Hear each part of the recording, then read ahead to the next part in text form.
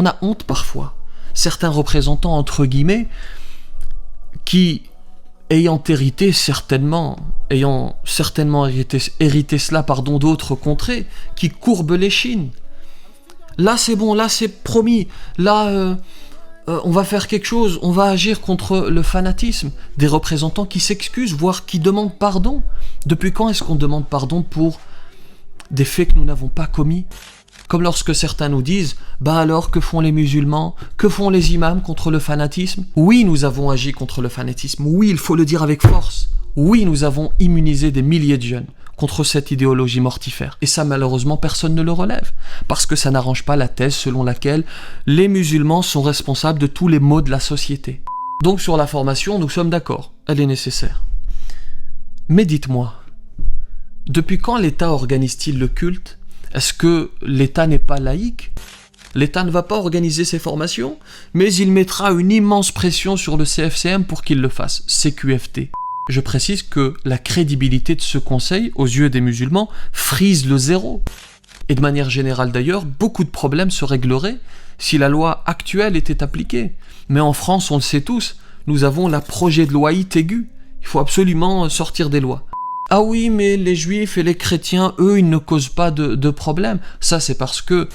Bon, avant toute chose, je vous invite solennellement, chers tous, à cliquer sur le lien dans la description, à lire la pétition, et si vous le voulez bien, à la signer, puis à la partager. Il est important de signifier massivement, notamment grâce à cette pétition, l'ampleur de notre vive opposition à un projet de loi dont nous allons parler dans cette vidéo. Je vous demande d'ailleurs de la partager, cette vidéo, encore une fois, si vous le voulez bien entendu. Avant d'écrire un commentaire pour m'expliquer que les pétitions ne servent à rien, que c'est de la perte de temps, je vous invite à m'écouter jusqu'à la fin.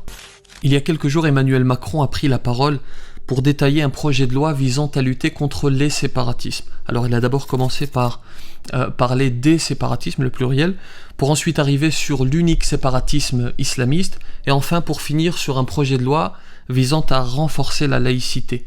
Il a notamment évoqué un changement de cadre pour les associations musulmanes, et tenez-vous bien, il a évoqué la labellisation des imams, une sorte d'imam bio, d'imam halal, qui serait certifié conforme. Alors, je caricature un peu bien entendu, mais en réalité l'appellation s'y prête. En effet, je trouve le choix de ce terme, labellisation, je le trouve pour le moins maladroit. On ne parle pas de viande de bœuf ou de poulet, mais bien d'être humain. Je poursuis, l'imam s'engagerait à signer une charte, et s'il ne la respecte pas, il risque la révocation. Alors on va essayer de sortir de la caricature, d'analyser ce qui a été dit objectivement, et de finir avec des actions concrètes à mener. À tout de suite.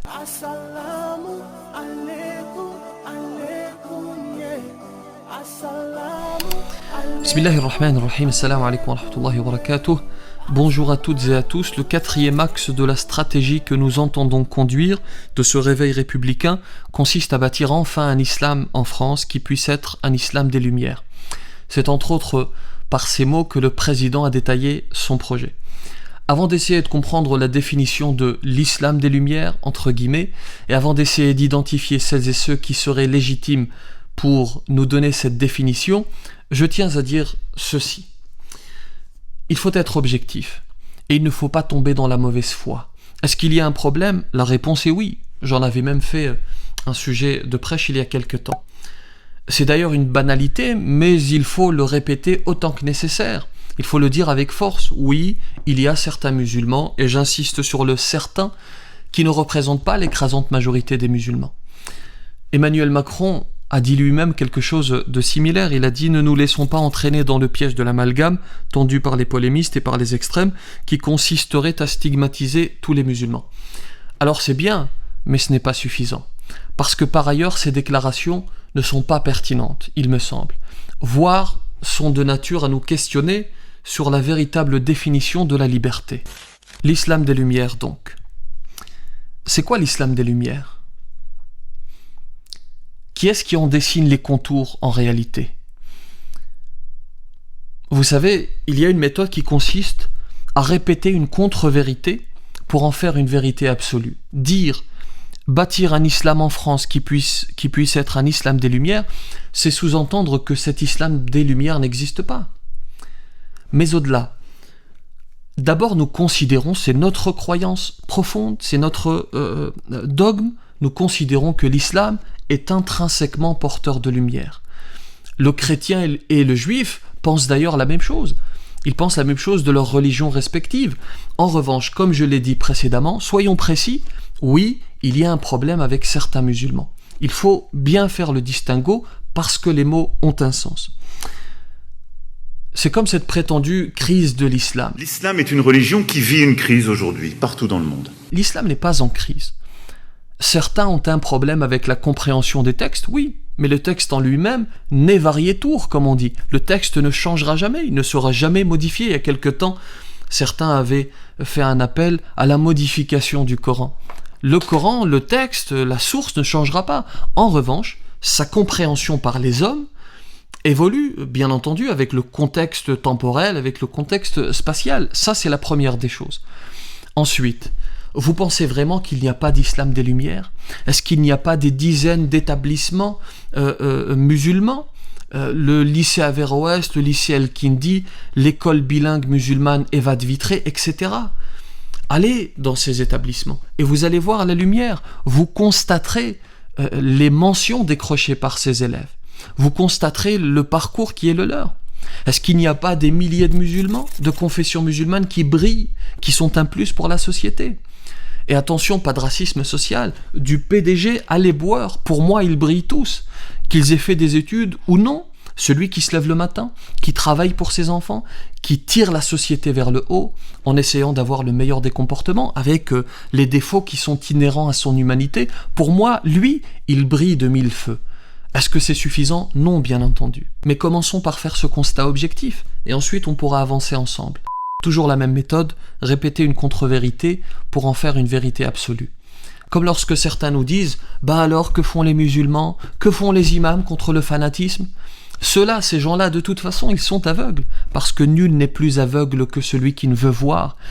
Ils seraient même capables d'aller dans la Bibliothèque nationale de France, dans laquelle il y a des millions de livres, plus de 14 millions de livres, et de dire « Des livres ? Où est-ce que vous voyez des livres ? » Oui, nous avons agi contre le fanatisme. Oui, il faut le dire avec force. Oui, nous avons immunisé des milliers de jeunes contre cette idéologie mortifère. Et nous n'avons attendu personne pour le faire. Et nous allons continuer. Encore une fois, commençons par rappeler ce constat objectif et ensuite on pourra avancer ensemble. On a honte parfois. Certains représentants, entre guillemets, qui ayant certainement hérité cela d'autres contrées, qui courbent l'échine. Là c'est bon, là c'est promis, là on va faire quelque chose, on va agir contre le fanatisme. Des représentants qui s'excusent, voire qui demandent pardon. Depuis quand est-ce qu'on demande pardon pour des faits que nous n'avons pas commis et contre lesquels nous nous érigeons depuis toujours ? Oui, nous avons immunisé beaucoup de nos coreligionnaires et personne ne nous a sommé de le faire. Nous l'avons fait et nous continuons à le faire parce que nous sommes responsables. Et ça, malheureusement, personne ne le relève parce que ça n'arrange pas la thèse selon laquelle les musulmans sont responsables de tous les maux de la société. À propos de cette labellisation maintenant, est-ce que les imams doivent se former ? Bien sûr. Comme le forgeron, comme le chirurgien, l'imam a évidemment besoin de formation. Ça permettra d'éviter que des idéologies mortifères ne prospèrent, mais aussi, par ailleurs, ça évitera la prolifération de pseudo-philosophes qui s'érigent en grands réformateurs, qui ont tout compris, qui sont en avance sur leur temps, et qui nous expliquent qu'ils vont nous illuminer par leur sagesse et par leur analyse de pacotille. Donc sur la formation, nous sommes d'accord, elle est nécessaire. Mais dites-moi, depuis quand l'État organise-t-il le culte ? Est-ce que l'État n'est pas laïque ? Alors bien sûr, il y a eu une petite précaution de langage. Le président a dit un travail qui consiste premièrement à labelliser des formations d'imams dans notre pays. Ce n'est pas l'État qui le fera, en vertu même du principe de séparation, ce sera au Conseil français du culte musulman. Très bien, on va parler du CFCM par la suite. Très bien, mais déjà, pourquoi faire de telles déclarations pour immédiatement rajouter « C'est une pression immense que nous allons exercer sur eux parce que nous n'avons pas le droit d'échouer ». L'État ne va pas organiser ces formations, mais il mettra une immense pression sur le CFCM pour qu'il le fasse. CQFT. Le rôle de l'État, on ne dit pas que l'État doit s'effacer, mais le rôle de l'État, c'est de faire respecter les lois, et non pas de s'immiscer dans la gestion d'un culte, il me semble. De la même manière que les architectes se structurent entre eux, que les médecins se structurent entre eux, que les juifs se structurent entre eux, il me semble qu'il appartient aux musulmans de se structurer entre eux. Est-ce que je suis en train de dire quelque chose d'immense, de complexe ? Il me semble que c'est absolument évident. Et je vais vous surprendre peut-être. Ils sont déjà structurés, ils se sont structurés. Est-ce que c'est suffisant ? Non, bien entendu, et cela doit être amélioré. Et oui, il y a des instituts de formation, des instituts lumineux, entre guillemets. Encore faut-il le reconnaître. Personne n'impose des formations aux juifs, personne n'impose des formations aux chrétiens, n'est-ce pas ? Alors il n'est pas question d'en imposer aux musulmans. Ah oui, mais les juifs et les chrétiens, eux, ils ne causent pas de problème. Ça, c'est parce que vous avez essentialisé, parce que vous avez une conviction, une certitude selon laquelle, et je l'ai dit tout à l'heure, les musulmans sont responsables de tous les maux de la société, et que de toute façon, vous ne changerez pas. Pour finir sur ce point, je vous disais que des dizaines d'instituts très sérieux existent déjà, des initiatives ont même été lancées pour une reconnaissance pleine et franche du statut de l'imam, mais ce sont des initiatives indépendantes, qui ne sont pas décidées dans les salons parisiens, et qui sont soumises au jugement qui compte, au jugement des premiers concernés, les Français de confession musulmane.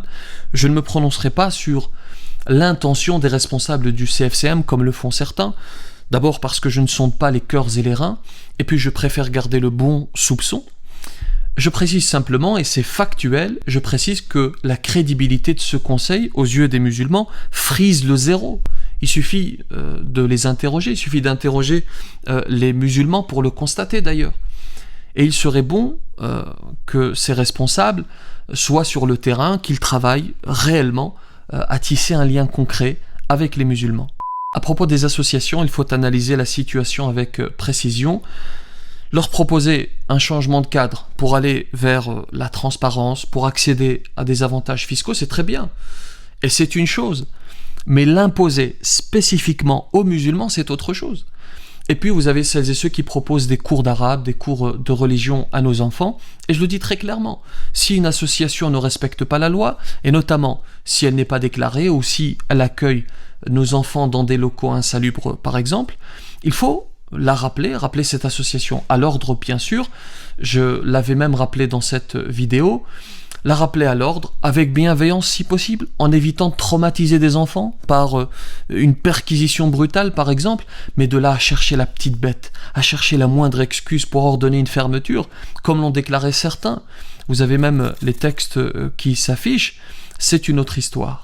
Certains vont me dire c'est bien beau tout ça, mais quelle est la solution ? Quelle est la solution concrète pour lutter contre ce fanatisme qui, je le rappelle encore, concerne une infime minorité de musulmans ? D'abord, il faudrait appliquer la loi actuelle. Et de manière générale d'ailleurs, beaucoup de problèmes se régleraient si la loi actuelle était appliquée. Mais en France, on le sait tous, nous avons la projet de loi aigu. Il faut absolument sortir des lois. Et puis surtout, il faudrait commencer à voir le musulman, non pas comme un problème, mais comme un être apaisé, qui vit sa foi tranquillement, qui fait partie de la société, qui est même, le plus souvent, un plus pour sa société, et qui est une partie de la solution. Encore faut-il le mettre autour de la table.